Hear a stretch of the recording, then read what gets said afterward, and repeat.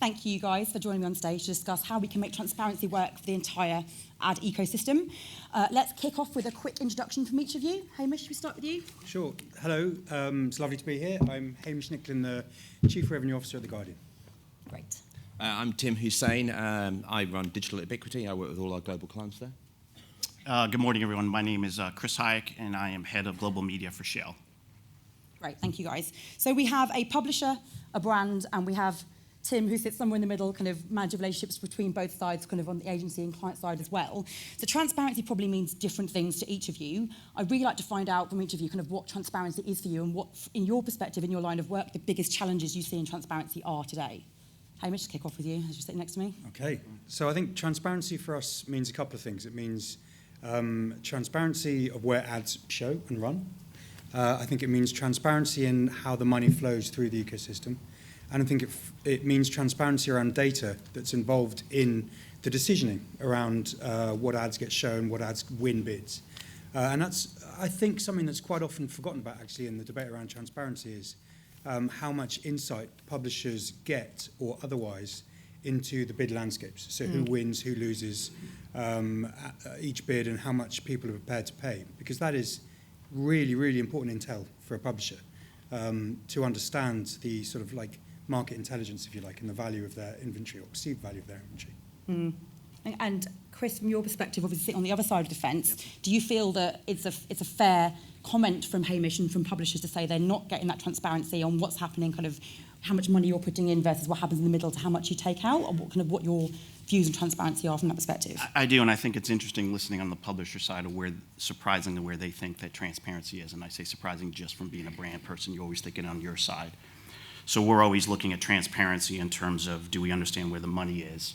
Two is, do we understand where the potential conflict of interest is? And because of such a mass number of players in the market, and your media agencies are acting much more like publishers in certain ways, your PR agencies are acting like media agencies, and everybody's acting like a creative agency, there's a little bit of conflict of interest. So we need to understand that piece and be very clear on that.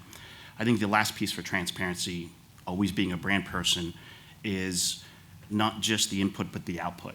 So the biggest struggle for transparency is when you look at all the data that comes in, we still struggle with what's the real return on investment on digital, and the frustration of so many metrics. How can we not get to that? And I think the last thing I'll say is, Michael said this really well, is transparency for me is sort of an input, but the real output is for VPs of brand in our organization.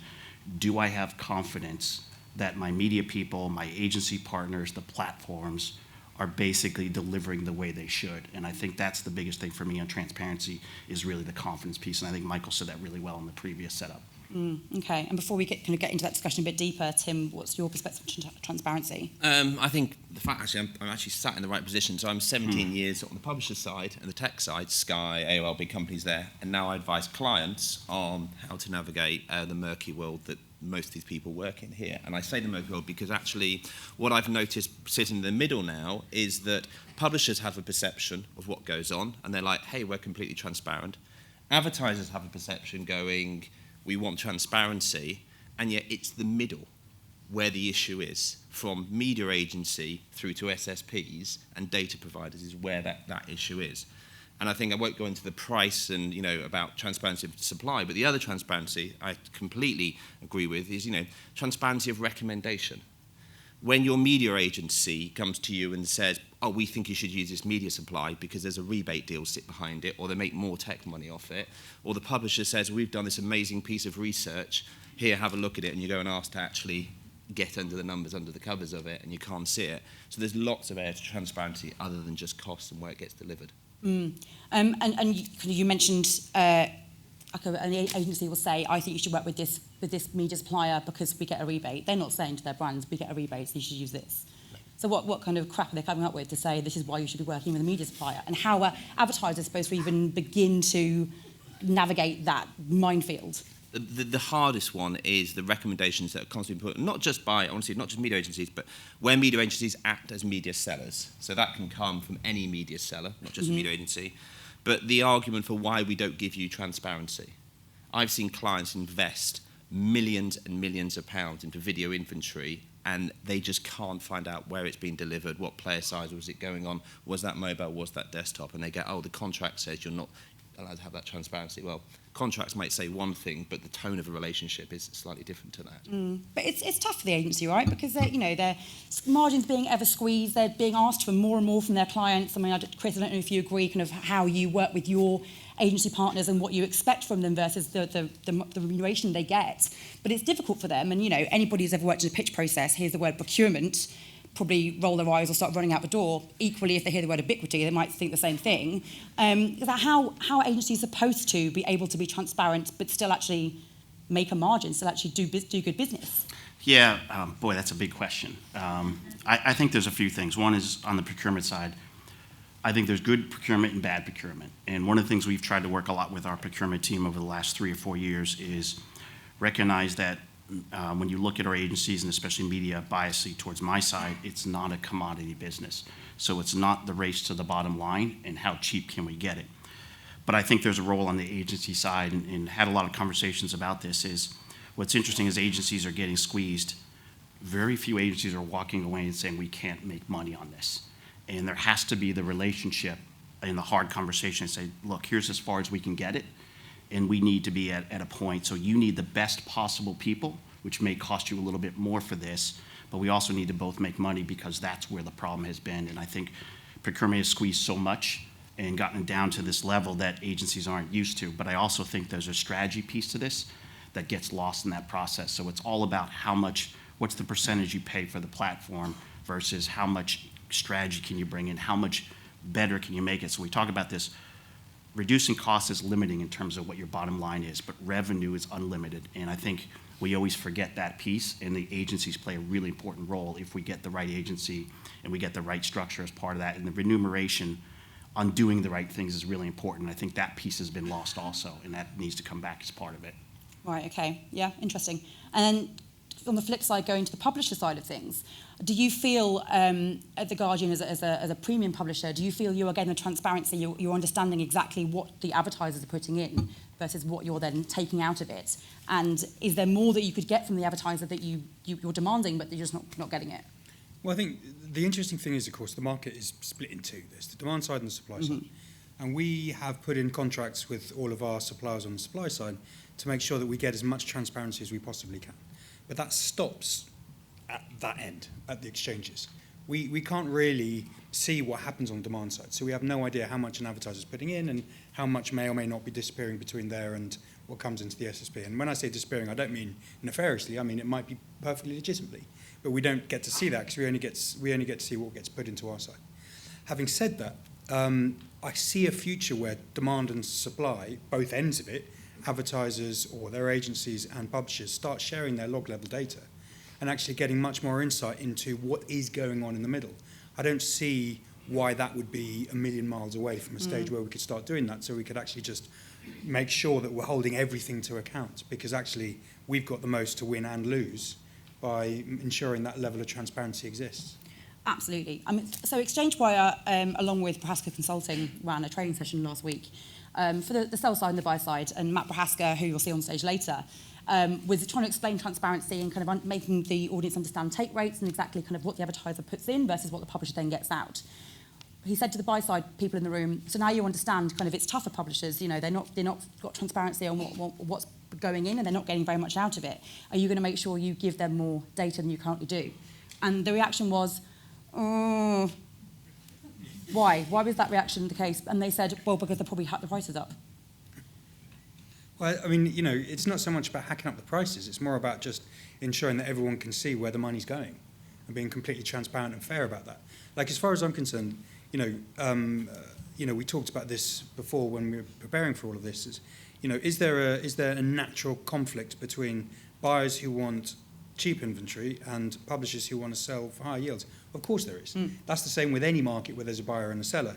But the reality is, if it's a true, clean, open, transparent marketplace, the market will decide based on the quality of the signals or the data points that you put in and how much people value that. But in order for that to happen, everybody needs to believe that the marketplace in which those transactions are occurring is open, transparent, and fair and clean. Otherwise, we all just sit there and go, well, yeah, why would we share data? You're just going to use it to hack each other up. or down. Does that make sense? It does make sense. It absolutely does. Why do we care so much about transparency? There are other industries that are far less transparent than us. I'm looking at Shell over there, the oil industry. You know, there's been some challenges, but if I were to buy a car, I wouldn't care kind of what went into actually building it and making it. I would expect to put some money in and get a car out of it. I wouldn't care what the process was to getting it. So why is transparency in ad tech and in the advertising industry so important to us? So, as a publisher whose revenues and margins are, challenged from an advertising perspective, I would argue that we should care because actually, historically, to date, the open web has been funded by advertising. And those who have done well are those who have created quality content and have been rewarded by advertisers for doing so because not just of the content, but the environment and the engaged audience that we are able to bring.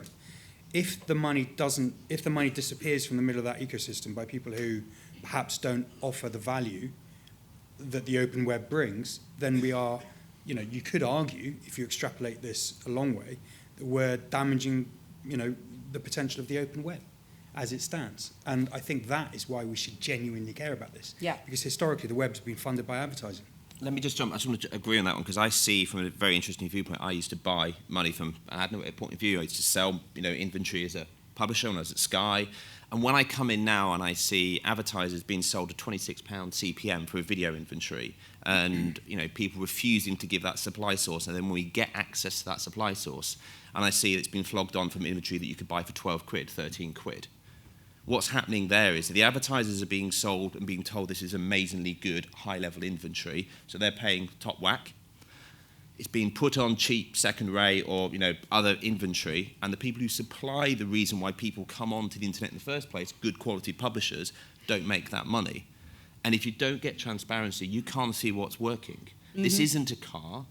It isn't into that sort of area, but at least with a car, you can go in and have a look at all the little details as much as you want to, and you can take your car into an engineer, and they can go and actually have a look at how everything is working, and they can tell you, your fuel efficiency isn't that good because for this reason, or, you haven't done that. In this space, advertisers are spending billions of pounds. Billions. We are talking hundreds and hundreds of hospitals could be built, thousands of people could be employed by this type of money that is wasted. It makes me so angry that people sit there and think of it as, but I've got to make this money to get my next IPO or my exit or, for my boss to get his pay rise or whatever. Yeah. I think I'll stay with the car example, and you sort of brought this up, is one of the reasons for us on the corporate side, on the brand side, is so much has changed with the consumer. And the car example is, if you go back 5-10 years ago, you would just walk into a dealership and you would just try and negotiate without any research. And the consumers today, because of digital, because of mobile, whatever you want to say, have more research into it. So the car industry had to completely change how they created their advertising because people are much more savvy. And it's a great example of where the margin got lost as part of that. But what that allows them to do is look at cost per acquisition and a few things like that. We're no different on our side. We know the metrics are there. We just need to figure out, and the frustration is we just can't see all that to be able to click those dots. So I think that's really the important piece for us on where that transparency is. We know it's got to be there. We just haven't seen it, and not everybody has opened it up for us to be able to see that. Absolutely. And I'm interested from all of you, kind of how you go about partner selection. So, Hamish, from your perspective, I mean, obviously we had Michael on stage earlier. There have been some challenges between the Guardian and Rubicon Project, and it was announced this morning that you guys are entering a partnership with OpenX as an exchange, and that is very much based around the trust and transparency piece. So, kind of, how do you go about partner selection? And then Chris, the same to you from the buy side. When you're looking for transparency in the marketplace, where do you even begin? And then, I guess, Tim, to you as well, what's your role in that? Kind of, how do you help them find what they're looking for? Let's kick off with you. Well, I think all those elements, when your first question of the morning to us was how do we define transparency, those are all the things that we ask our partners for. And, we ensure from a contract perspective that anybody we work with in this space is prepared to give us access, is prepared to open up, is prepared to give us audit rights and to have a look at all of these things. I mean, it's been fascinating going through the process over the last few months of negotiating contracts with suppliers. I'm not going to mention who, but one, when we asked them for transparency against certain metrics that we were looking for, said, yeah, you can have that, but the fee is going to be 30%. We're like, I beg your pardon? And it just shows you quite how much you have to jack up prices in order to be able to give the transparency that publishers need, which makes you question why everybody isn't doing this. Because, to go from a certain fee level to something like 30%, which is multiples, just demonstrates that there was an awful lot of funny things going on. And it's that sort of stuff that we have conversations with all our partners of, and one of the reasons why we signed up with OpenX. Okay. And then from your perspective, Chris? Yeah, I think there's a couple things. One, I talk about transparency, but it's not the agency's responsibility alone. It's our responsibility. So we need to start staffing our organization with people who can clearly understand that. So there's a person in the audience who works on the media side, Dan Williams and Tony, who really understand the DSPs, the DMPs as part of that. I've had 15 years in brand management, so I can bring commercialization to it, but there's no way I'll ever learn all that tech stuff. So we need to bring the people in who can challenge on the agency side as part of that. The next thing is we always look at what is our objectives and what are the right partners that can build that as part of it, and how do we challenge those partners to bring more to the table than just the advertising piece. So whether that's content creation to the right audience, it's really helping us define that audience based on our segmentation. It's becoming as much as the value added piece of that equation as much as what is your CPM part of that. And that's completely changed from where it used to be when I was a brand manager 4 or 5 years ago.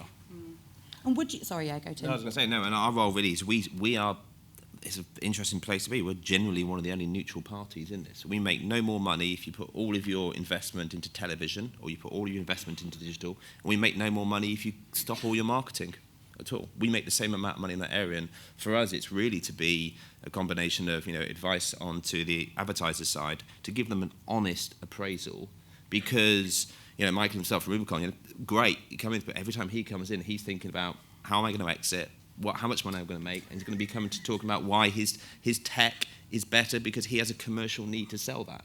And the commercial need of a business to sell their product isn't always aligned with the client's interest to get the best return of investment for their marketing spend. And do you think that and just the sheer plethora of tech vendors that exist in the marketplace are exacerbating the transparency issue? 100%. So I do personally. So second most valuable company in the world, Google.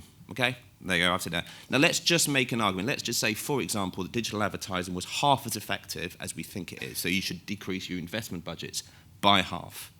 Overall, digital overnight, we did that. What would happen to Google's share price? What would happen to Facebook's share price? What would happen to the Trade Desk share price? They would fall dramatically.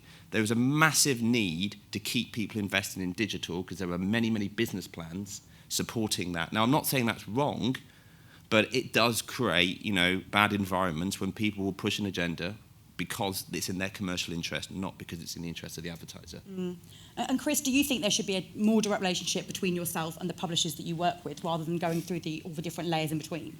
I think we always try and create that a lot more. I think whenever you can sit down and have that dialogue in terms of what we need and what you need, always helps as part of that. So we obviously do a lot more with joint business planning with some of our key partners in the platforms as part of that to develop that. There is so much data there. So we have 45,000 stations around the world. There's clearly a lot amount of data that we have that we hold on to that our advertisers would be very much chomping at the bit to look at, and as well we would look the other way too. So I think when you get into that conversation a lot more is, let me understand your business, and I think a lot of the platforms and advertisers have gotten to the point of saying, don't just give us the end piece, let's start with a brief and let's start to work to solve the problem. That's where it gets really powerful for both us and as well as the advertising side of the equation also. And I think your agency will always struggle if I go directly to somebody, but I think that if you bring them in the right way, that's where you got to be able to do it. Otherwise, you build some walls in there as part of that process. Oh yeah, agencies hate being out the loop. Yeah. Absolutely.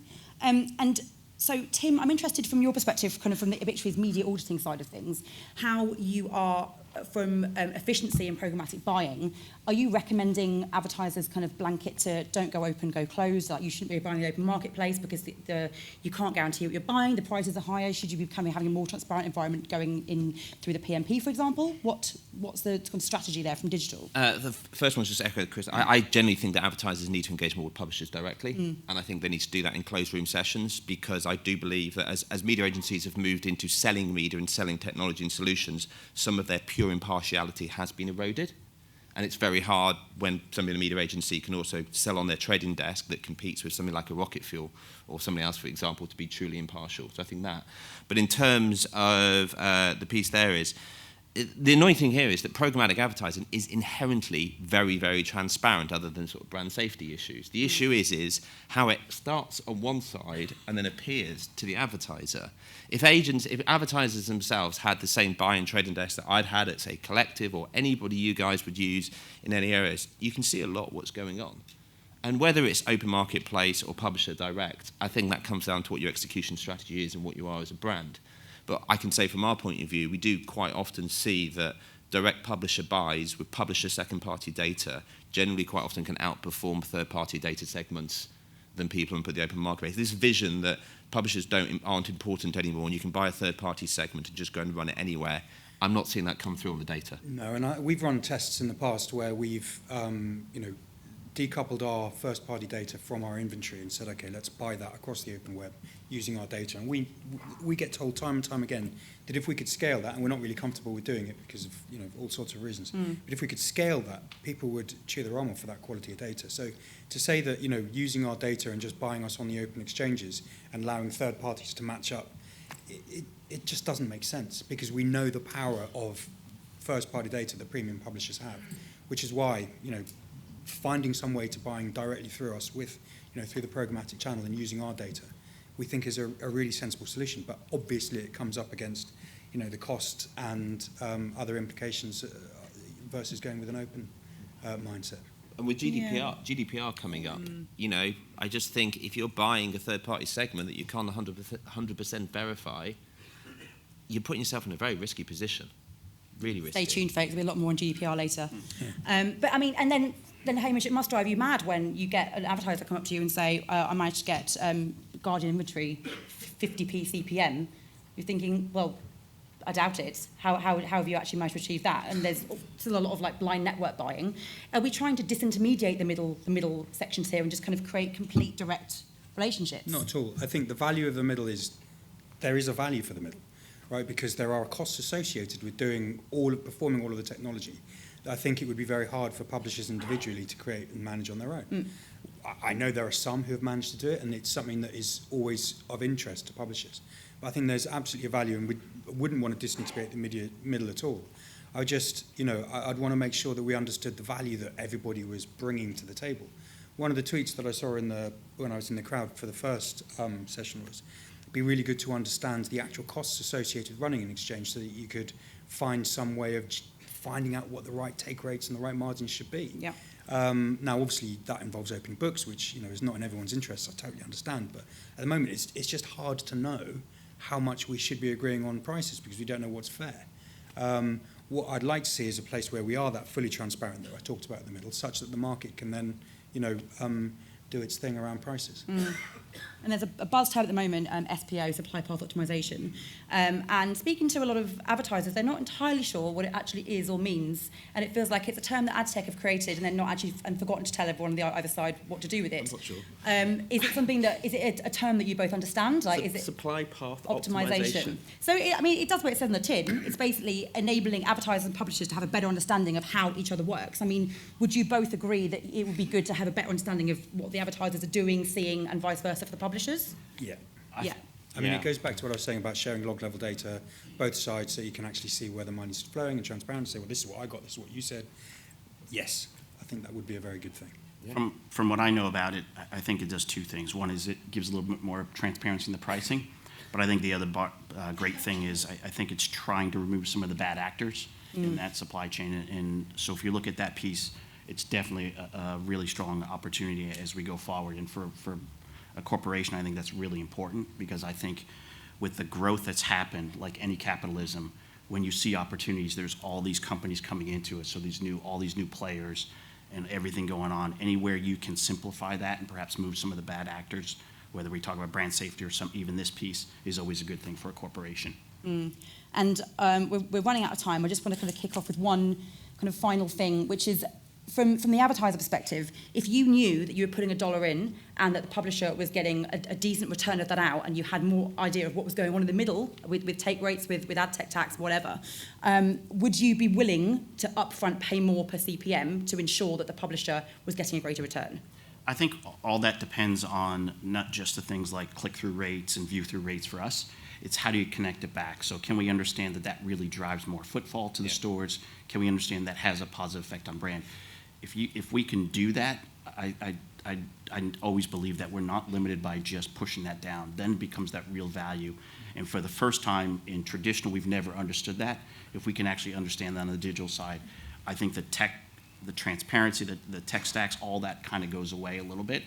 That's the big pressure more and more as everybody sees it happening digital. But the questions we keep getting is it's this golden unicorn. So every article talks about 14% better if you consolidate, 28% if you do DMPs, all this other stuff. But nobody's actually literally monetized it. And I think that's the challenge we're trying to get to. If we can do it, I think it's much easier to go to senior management and say spend more because you earn more. Real simple equation. That's what it comes down to. We have a very large econometric business, and unfortunately, digital is the worst returning ROI of any media out there. Press delivers 2-3 times an ROI for every pound in than digital does. Now, we know there's lots of money disappearing in the area, and it can be a lot better. But ultimately, it doesn't really matter whether you've got supply path optimization or that. Did it help you sell more products? Yeah. That's all that matters. Yeah. And Hamish, is it fixable? Totally fixable. Yeah. Totally fixable. And we would love to work with people to fix it. Absolutely. I think, the free web kind of depends on it in many ways. Absolutely. Brilliant. Well, on that note, I will say thank you very much. Hamish, Tim and Chris, thanks for your time. Thank you.